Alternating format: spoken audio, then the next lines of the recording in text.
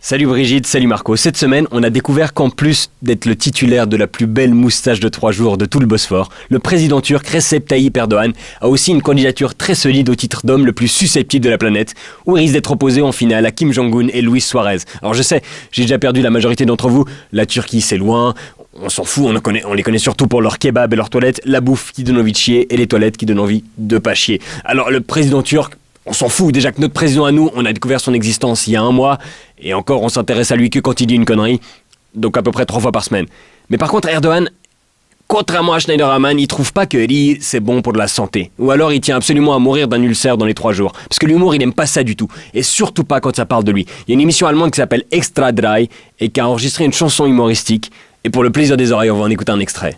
Schön charmant, denn hatte ich in der Hand Erdogan, Erdobo, Erdogan.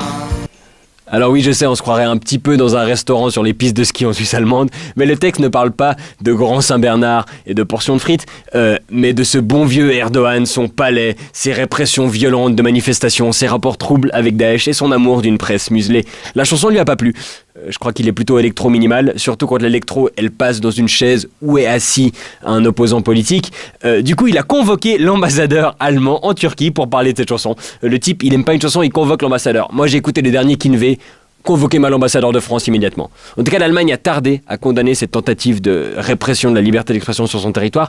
Et quand l'Allemagne, un des pays les mieux organisés au monde, tarde à faire quelque chose, tu sais qu'ils font exprès. Parce que le problème, c'est qu'Angela Merkel, elle a besoin d'Erdogan, parce qu'il a gentiment accepté de reprendre tous les migrants chez lui, parce que chez nous, ça fait sale. Et du coup, Erdogan, on va bien lui lustrer la bourse, celle qu'il y a dans sa poche et celle qu'il y a dans son pantalon. Et là, on se dit que la polémique va s'essouffler. Merkel a bien géré son truc, les enjeux sont trop importants, mais c'était sans compter sur Jens Böhmermann, un fouteur de merde invétéré à la télé allemande, qui a utilisé son émission pour tester les limites de la satire, déterminer ce qu'on a le droit de dire et de pas dire, et évidemment de décider de dire ce qu'on n'avait pas le droit de dire, et c'est ensuite un poème de niveau cours de récré, débile, jouissif, diffamatoire, où il accuse Erdogan de pédophilie, de zoophilie, d'avoir un petit pénis et de sentir plus mauvais qu'un pet de cochon. Moi, je peux clairement faire carrière en humour en Allemagne, je pense. Mais évidemment, Erdogan, tel coyote qui a toujours pas compris qu'il attraperait jamais Bip Bip, il est tombé dans le panneau gros comme une maison, il a porté plainte et maintenant le monde entier en parle. Alors peut-être que l'humoriste va devoir payer une amende, mais celui qui prend cher, c'est le président turc. Un tribunal va devoir déterminer si dire qu'Erdogan a une petite bite, c'est diffamatoire. Ils vont faire quoi? Ils vont aller mesurer.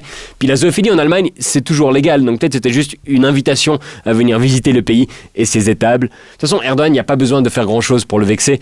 En Turquie, il a déjà porté plainte pour insultes contre des journalistes, contre des stars, contre des citoyens, contre des écoliers.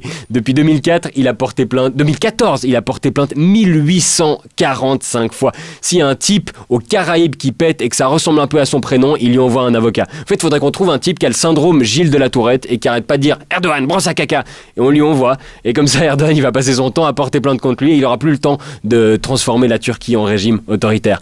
En tout cas, là, ils sont fâchés. Le vice-premier ministre turc, il a déclaré que ce poème était un crime contre l'humanité.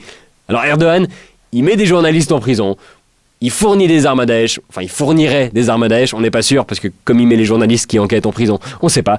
Il a abattu un avion russe qui a dévié de quelques mètres, il a cité Hitler comme un exemple de gouvernement efficace, il réprime le peuple kurde, mais par contre, sa définition de crime contre l'humanité, c'est un poème pipi-caca. Eh bien, appelez Carla Del Ponte, parce que je m'apprête à commettre un crime contre l'humanité, et je vais être extradé vers La Haye. Vous êtes prêts ? Erdogan, avec ta moustache en poil de fesses, tu pues comme un caniche, on sait pas où est la tête et où est le cul. Tu te fais pipi dessus des comptes critiques, Erdogan, pélo. Au panthéon des losers, t'es tout seul, Erdogan, solo. De toute façon, t'es qu'un dictateur à 2 balles. À la semaine prochaine, au tribunal.